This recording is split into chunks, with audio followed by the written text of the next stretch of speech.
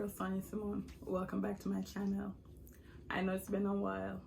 I've been getting myself together for this journey that I'm about to go on. But before I get into the journey, I want you to like, share, and definitely subscribe. If you're new, welcome. If you've been here before, thanks for coming back. Now, today, I want to tell you about a new journey that I started in the summertime, which was August. In August, I made up my mind that I needed to do something in regards to my weight. I've been putting on the pounds for a couple of years now, especially after I had my son, and I would try various diets, join the gym, work out at home, and some will work for a while, and some just don't work at all. So I made up my mind to go to the doctor and tell my primary care doctor that I wasn't comfortable anymore with my weight. So she asked me, what is it you want to do? We can refer you to a nutritionist and we can take it from there. And I told her, no, I think I want to do the sleeve. So she said, okay, why is it you want to do the sleeve? You would be qualified, but I want to make sure that you're willing and able to do the work. And I'm like, yes, I'm able and willing to do the work. So she proceeded to ask questions and make notations. I'm sorry, I don't know why I said notations. And she referred me to a doctor.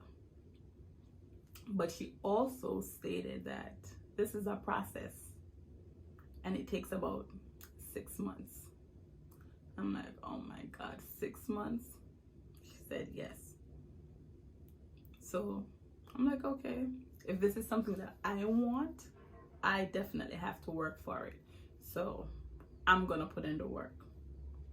And of course, she referred me to the doctor. And in August, I did my first visit with the doctor. And I'm like, thinking in my head before I see the doctor, I'm like, do I really want to go through with this? Do I really want to deal with whatever they have to give me? Or, can I maintain? It was a lot of things going through my head. And then, I sit there and I say, what am I fighting? Why not try it? I've tried everything else and everything has either failed or worked for a while. Let me go just to find out what it is about. And if I'm comfortable with it, then I'll put in the work. So when I met my doctor, very nice doctor, he told me about the whole program, what it entailed, what would I have to do. And he asked me, he told me, you'll be a perfect candidate, but are you willing to put in the time? And I'm like, yes, I am. He said, okay. So he was like, before you start, there's a list of things that I have for you to do, and you must complete it before you can even go through with the surgery. And not only that, complete it for the surgery, everything has to be on the up and up. So whatever I'm sending you for, whatever tests you're gonna do, it has to be good. You can't have any high blood pressure and stuff like that. So I'm like, oh my God, I'm hoping everything. I've never been diagnosed with high blood pressure or diabetes or anything to that effect. I just know that I am overweight and I just want to be around for my son and for myself. I want to live life, enjoy, travel, work hard, play harder. That's what I want to do. So after finishing up with the doctor, he gave me some pamphlets to read. he gave me a list of prescriptions of the places that I would need to go to get tests done. And I'm like, okay. And to my surprise, I came home that day. I sat down, I went through everything, and I just started making phone calls. So I had to do a COVID test. I had to do the endoscopy, I had to do an ultrasound, I had to do blood work, I had to see the echocardiogram, radiology. I had to do the whole work. And I sat down that particular day after leaving the doctor's office, and I made an appointment for each and every one of those appointments that particular day.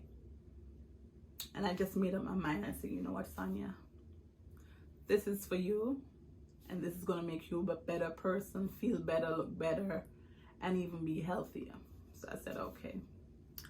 And the first one I started out was with, I made the appointment for the endoscopy. So with the endoscopy, they wanted to see inside, where they would put a camera down through my mouth, down my esophagus, just to see how the inside is, if everything is okay, and also do a little biopsy. And before I could do that, I would have to do a COVID test. Keep in mind, these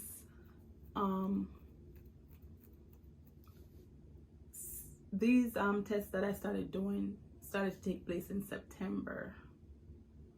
And in September, they told me before I could do the endoscopy, I would have to do my COVID test. And I'm like, okay, fine. Now, out of all the tests that I had to do, my biggest fear was the COVID test.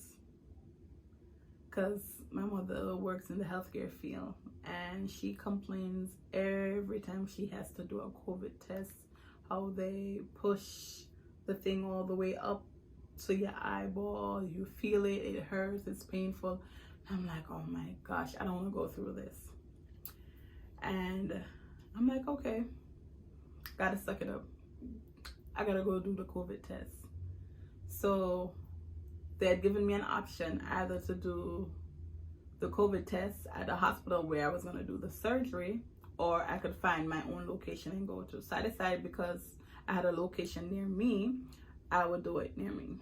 Keep in mind, they told me that the results would have to be in 2 days before the endoscopy test. So I'm like, okay, no problem. My father did it, the COVID test before. He got it back in 2 days. I should be fine. When I went to go do the COVID test, the nurse saw the worry on my face. She was like, what's wrong? And I'm like, I've never done this before, and everyone that I know that I've done the COVID test has always complained. So I'm petrified. She was like, it's nothing to worry about. It's not as bad as before, where they had to push it all the way up there. I'm like, are you sure? She was like, no, you're just gonna put it in your nostril, twirl it 5 times around in each nostril. And I'm like, you sure? She was like, yes. I'm like, okay, fine. And she was like, you know what, I'll do it for you when it's your time. I'm like, okay. So when it's my time, she comes over. She was like, you ready? And I'm like, no. She said it's gonna be fine. She was like, you know what, I'll let you do it. I'm like, you let me do it? She said yes. She said, you don't have to push it as far as, you know, before. Just push it in, twirl it 5 times each nostril. I'm like, okay. So I took it, I did it 5 times each nostril, gave it to her. She said, did it hurt you? I'm like, no. She said, why not? Because I said, I did it. She was like, it's not that bad. I'm like, okay. So now I'm waiting for the results, because I made I already made an appointment for the endoscopy. So I'm like, I have to get this test result in time to go do the endoscopy. Lo and behold, my luck, endoscopy was October 2nd. Test result did not come back in until October 3rd. So what? I have to do a COVID test over again, and I have to reschedule an endoscopy test over again. I was pissed. So I rescheduled. This time I decided, you know what, I'm going to make it at the hospital where I'm supposed to do the surgery eventually. Get it out of the way. They'll have it there. I don't have to worry about it. And that's what I did. I went to the hospital. This time you were able to stay in your car, drive up into the hospital parking lot. They had a little tent with the nurse. You drive up to them, you tell them your last name, see if you have an appointment. Now, this COVID test that I had to do with this particular nurse, I wanted to punch and beat her so bad, because she had this small long tube. It could look like a Q-tip or one of those fine baby brushes that you use to clean the baby nipple. And she just said, hold back your head. And when I tell you, she pushed it all the way up. I started sneezing, tears started running down my eyes. I was mad. She was like, I'm gonna do the same for the next. I'm like, do you have to push it so far? She was like, yes. And I'm like, oh my gosh, I feel like she's touching, you know, going into the eyeball. And I'm like, oh my gosh, this thing hurt. It took me a while to get myself together because I wanted to fight her. Keep in mind, I'm not a fighter, but I wanted to fight that day. I left there, I drove off. I was coughing, I was sneezing, tears was running down my eyes. Called my mother and I complained. And then the day of my endoscopy test. For the endoscopy test now, they ask that somebody picks you up. And being that I've never really been in a hospital to do any form of procedure apart from having my son, I was like, oh, I don't know if I want to do this. It's COVID time. Is it safe? But you know what? I've been protecting myself, and I'm sure the hospital's been doing what they have to do. So like, you know what? Let me go do it. Everyone made me feel comfortable. I changed off into the gown, the socks, everything. And, you know, doctors came, they spoke to me, you're okay. They told me what they're gonna do. Anesthesia doctor came in as well, spoke to me. And they wheeled me into the room, and anesthesia doctor just made a joke. I laughed and I was out. The only thing I remember before I got the anesthesia was they put something like a guard in my mouth to open it up a little with a hole in the middle, and they told me the camera would go there, and if they had to do the biopsy, they would do it through there too as well. I'm like, okay. Once they put that in, hooked me up to the IV, anesthesia did its thing, I was out. The next thing I remember, I was in the recovery room, someone waking me up, asking me if I was okay, and if I wanted apple juice or ginger ale, and that I could rest for 15 minutes, then I can get dressed and then call whoever needed to pick me up, and they will wheel me downstairs to the car. And that was no problem, because for the endoscopy, I didn't feel anything. They did the biopsy, I didn't feel any pain inside. The only thing that bothered me was my lip felt dry. I don't know if it's from whatever they put in my mouth, and I don't know the pressure from it. I don't know if my lip wasn't set properly or anything, but that whole day my lip was tender. It just felt funny, but that was the only problem. Then after I did the endoscopy, I made an appointment for the ultrasound, and the ultrasound now was for my legs and my stomach. So those two appointments, my COVID test was done late in September, my endoscopy was done in October, my ultrasound also in October, and my blood work. Now for the ultrasound, I had to do ultrasound and x-ray. So they did it for the stomach and my legs. Keep in mind, I've done ultrasound before. This process has never been as long as it took. This lady was very, or I should say technician was very thorough, and she took her time, and I guess she knew what she was doing, but it was so long that at one point I'm like, wait a minute, did she see something that's not supposed to be there? Should I be worried? But she did everything, and every time a nurse does something or run a test or whatever, oh, you'll get the result, or the doctor will call you, and I'm like, why you can't tell me what's the result already? But I know it's their job, so you can't fault them for that. So after she did the stomach, she did my legs, and I'm like, why are you doing my legs? And she explained that, make sure there's no blood clot, no leakage nowhere, no expansion or anything off the vein or anything like that. I'm like, okay. And then after that, she sent me into the next room to the next technician, where she did a x-ray from my neck down to my stomach, and that was that for that. And then same time in October again, I went to do blood work. I wasn't worried about. I've drawn blood so many times before, but when I saw they took out, like, I think maybe 8 bottles, I'm like, how much blood do you guys want from me?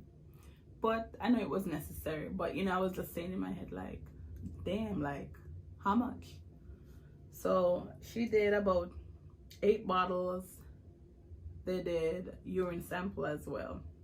So those tests were a breeze. Now, in November, I had to do the psychological evaluation. That I did not know what to expect. I got there, filled out some paperwork, and I met with the psychologist. And she sat down at her computer and she just started inputting information. She asked me my name, date of birth, social, insurance, everything to that effect. And then she started asking 101 questions. I'm exaggerating with 101 questions, but it was so much questions. And some of the questions were questions that I answered before, but it was stated a different way. And when she started asking me the questions, and I'm like, I answered that already. And she was like, don't worry, just answer it. I'm like, okay. And I guess she was testing to see, if my answers would change, or was I really ready, And I'm like, okay. And there was a period where she just paused. She was inputting information, she was signing papers, and I'm like, okay. Like, they're not playing when it comes to this type of surgery. So she continues, and at the end she was like, Miss Sonia, you passed. So I'm like, okay. I didn't know people fail, this test. And she was like, you wouldn't believe how many people have failed this. And I'm like, so if you fail, what happens? You can't go any further. You just have to make sure that what you're doing it for the right reasons and not for the wrong reason, or it's not for a quick fix. This is something that you're gonna have to do for the rest of your life. So I'm like, okay. So I was excited. I'm like, yes, I don't have to worry about that. I'm over it. So after that, I had to go for the cardiologist and the pulmonary. So those now were in December. I went for the evaluation, saw the doctor, spoke to the doctor took notes. Keep in mind, like, for you to do this procedure, they have to have 6 months of information. So doctor is taking notations, he's asking questions. And my thing is, you just have to be honest with them, because you don't want to leave something out or tell stories, and when you go to do the surgery, something goes wrong or anything to that effect. So we did the evaluation where he asked questions. The only thing that I did not like was that you guys made this appointment. You guys gave me this appointment. And for you guys to tell me now that I have to come back another day because the technician is not here. So now you're telling me you're charging my insurance twice. I would have been mad if I had to pay out of pocket, because now I came here expecting to do evaluation and for the technician to do his part. So I had to make an appointment again to go. So I made an appointment, I think for the following week, to go and see the technician. And I guess everywhere does it differently, because some people tell me that they do the treadmill, and I didn't do anything to that effect. All I did was lay down on the bed. They did like an EKG to check the heart and everything to make sure everything was okay, and that was basically it. I don't know if it's different for everybody else. If it is, put that down in the comment section. I don't know. Then the pulmonary evaluation. When I got to that doctor's office, I had to do the same thing, fill out paperwork. And before I saw the doctor, they had me do some exercise where I had to blow into a machine for like 60 seconds, hold my breath for 60 seconds. It was a whole thing that I had to do for a good 20 minutes to see what my breathing was like and stuff like that. I'm like, oh my God, this is too much. And then eventually when I went in to see the doctor now, he asked me, how is your sleeping habit and so forth. And I was honest with him. I said, listen, I'm now working from home, so my sleeping habits is really off. Like, I'll sleep in the afternoon and I'm up all night till 4 or 5 o'clock. Then I'll take a nap before I get ready to start work in the morning, because I'm working from home. So my sleeping pattern is way off. And the only other thing that I had a problem with was that I told him, like, I remember going on vacation and my mother came in my room and she was like, you're snoring like a bear. And I'm like, but I don't snore like a bear. And she had to record me for me to hear it. So I had some concerns with that. So I told him, and this was the only part that got me a bit teed off with the doctor.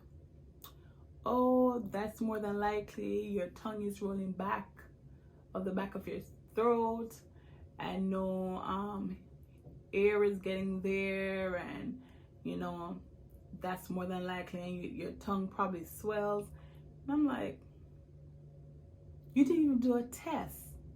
So how are you going to tell me, oh, this is what I understand that could be the reason, but for me, I would rather do the test first and tell me what you find out from the test. What was the result? Because now you're scaring me, and you're scaring me in a way where I don't want to go to sleep tonight because I'm scared I might stop breathing in my sleep. You understand what I'm saying? So I didn't like that. So anyway, he set me up for a sleep apnea test, and I had to do that on a Saturday night, which I preferred instead of doing it in the week. And I went to the office where the sleep apnea test was. They put me in a nice little room. I'm going to insert some pictures. And they strapped me up. If you ever do a sleep apnea test, please do not go with your hair well done, or your nice wig, or you just gotta install or something to that effect. Because when I tell you, you get so much gunk mess in your hair, it's not even funny. When I went, I had a wig on. Thank God my braids were old, because I would have been mad, because if I'd freshly washed my hair and braided my hair and then to put all that gunk in it, I would have been mad. But thank God the braids were old. I needed a wash, so it didn't really bother me. But you know, the nurse asked me to take off the wig. She put some white paste in my hair, all over in my head, and then she stuck the little tabs on. She stuck it on my chest, on my face, and everything, strapped me up. And she left me in the room, stated like if I needed anything, just press the button, she'll come. If I need to use the bathroom, she'll unstrap me so I could go to the bathroom. I could watch the TV or whatever. And it was so funny, that night I was there, I did not sleep a wink. It was like I stayed up all day. I made sure I did errands. I was running up and down, so at least by 10, 11 o'clock I could be out. But for some reason, I guess I must have been nervous or was just worried what they would find. I did not sleep. However, when I went back to the doctor's office, I didn't go back to the doctor's office. I think 3 to 4 days later, a number called me and told me who they were, and they told me the doctor prescribed a sleeping machine for me. I'm like, okay, that there's a machine you're gonna receive in the mail. We're gonna send it. Somebody's gonna do a virtual call with you. We're gonna help you hook it up, tell you how to use it, and you should start getting some of the best sleep. And I'm like, okay. So I did get the machine, and I've been using the machine. Sometimes it's a bit uncomfortable. Sometimes I sleep with it for a couple of hours, and then sometimes I'll take it off. But I do have the machine. And then I think that was all that I had to do.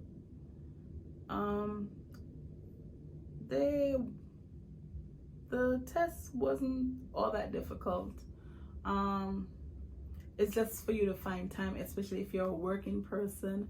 And the good thing with this for me is that being that I was working from home, it was easier. Because if I was working, like going to work and coming back and to make these appointments, it would be very difficult for me. But thank God I'm working from home, so that it was much easier.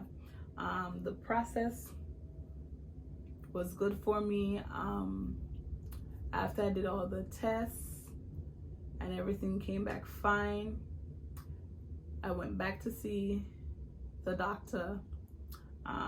He stated, okay, your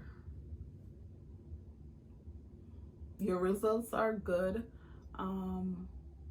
Your date is set for the surgery, and before we can go forward, you have to go back now to your primary care doctor for her to go over the results and give the okay. And I'm like, for her to give the okay? And he was like, yes. She has the final say so. And I'm like, okay, okay, whatever. So I made an appointment for the doctors, from my primary care doctor. And lo and behold, what happened? It snowed so bad. And I'm like, I'm not going to the doctor. I'm not driving in this snow for this doctor's appointment. And then I thought about it. I'm like, you don't go to this doctor's appointment, there won't be no exam, no surgery. So what I had to do, I drove in the snow, nasty weather, to the doctor's office. Saw my primary care doctor. She was like, of course you would make this appointment, right? Because you're serious about this surgery. I'm like, yes, I'm very serious. So she said everything was fine. Good luck. Next time I see you, I'm seeing a different person. I'm like, yes, I'm excited, ready to go. And I'm going to be ready for my surgery. So guys, I want to say, continue with my journey. With this journey, I am going to be eating differently from what I've been eating. I will still make the same type of food that I've been making, because obviously I have a son that I have to prepare meals for. I have family members who come to visit, so I'll still be cooking my regular meals, and I'll still put regular meals on my page. But now I'll be eating in smaller portions, and differently. More vegetables, more fruits, protein, less red meat, so I'll be eating totally different. I'll be exercising. I'll be doing more walking. It's gonna be something totally different, but I'll definitely take you on my journey. If there's any questions you guys want to ask, please feel free to ask. I'm here telling you about my experience, no one else. And I'll be totally honest in how I feel when I do the surgery. If this is something that I would encourage anyone to do, if it's a good decision, I'll let you know along the way. So for now, I want to thank you guys for watching. Please like, share, and subscribe, and definitely tell a friend. Thanks for coming. Enjoy.